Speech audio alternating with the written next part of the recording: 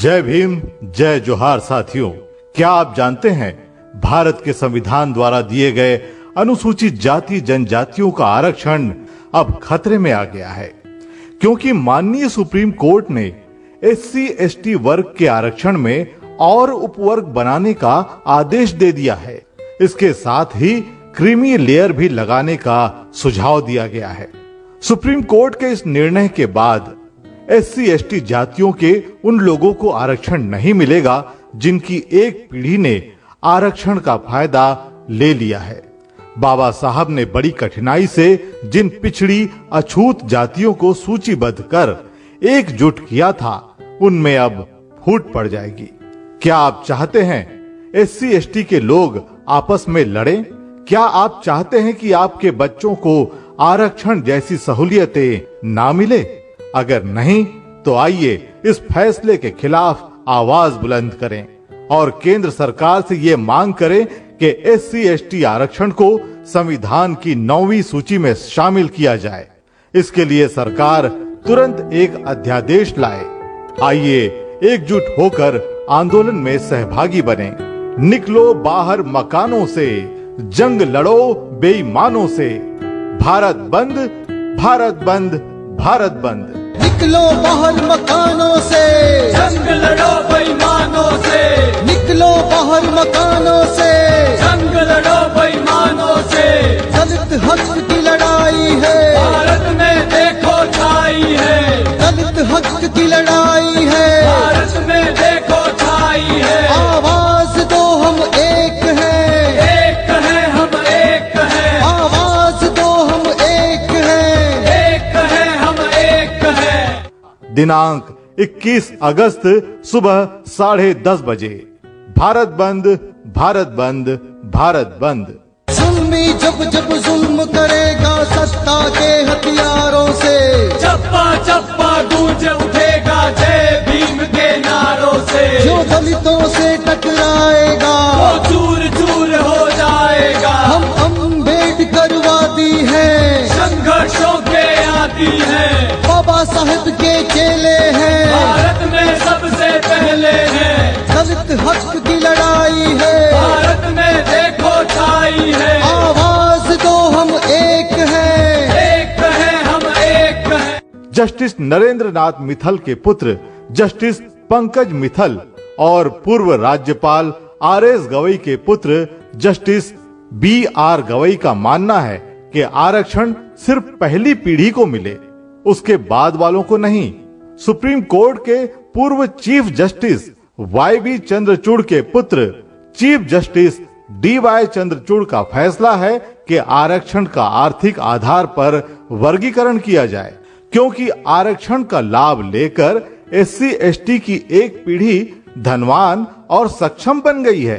इन सभी के कहने का मतलब ये है कि जो लाभ पिता को मिला वो लाभ पुत्र को ना दिया जाए, और ऐसे आदेश देने वाले स्वयं कॉलेजियम सिस्टम का लाभ ले चुकी अपनी पहली पीढ़ी यानी पिता दादा या उनके मित्रों के नामांकन पर बिना किसी परीक्षा के इन पदों पर पहुंचे हैं। ये लोग अपने बच्चों को भी इसका लाभ देंगे, लेकिन एससी एसटी वर्ग के बच्चे जिनको आज भी सामाजिक भेदभाव के कारण पीछे रखा जाता है, घड़े से पानी पीने पर, घोड़ी पर बैठने पर, अच्छे कपड़े पहनने जैसी छोटी छोटी बातों के लिए मार डाला जाता है, उनको आरक्षण के इस लाभ से ये लोग वंचित करना चाहते हैं। इसलिए हम मांग करते हैं कि उच्च और सर्वोच्च न्यायालय में न्यायाधीश की नियुक्ति का कॉलेजियम सिस्टम खत्म कर परीक्षा द्वारा इनकी नियुक्ति की जाए। इसलिए आइए 21 अगस्त के आंदोलन को सफल बनाइए। निकलो बाहर मकानों से, जंग लड़ो इन बेईमानों से। एससी एसटी ओबीसी एकता जिंदाबाद जिंदाबाद। साथियों, ये उम्मीद थी कि आजादी के इतने सालों बाद जातिगत भेदभाव और नफरत की मानसिकता खत्म हो जाएगी, लेकिन आज भी गांव से लेकर महानगरों तक, शिक्षा संस्थानों से लेकर न्यायिक संस्थानों और खेल तक में हर जगह एससी एसटी के वर्ग के लोगों को अपमानित और वंचित रखा जाता है। इस वर्ग का इंसान चाहे कितनी भी ऊंचे पद पर पहुंच जाए, उसे भेदभाव और छुआछूत का शिकार होना पड़ता है। मुख्यमंत्री ही क्या, राष्ट्रपति तक के छू जाने से मंदिर और मकान धुलवा लिए जाते हैं। यानी जब तक जातियां हैं तब तक भेदभाव भी रहेगा, और जब तक भेदभाव है तब तक जातिगत संवैधानिक आरक्षण भी जारी रहना चाहिए। इस वर्ग का इंसान चाहे कितनी भी दौलत हासिल कर ले, उसके साथ जातिगत व्यवहार नहीं बदलता। ऐसे में कैसा क्रीमी लेयर, कौन सा क्रीमी लेयर?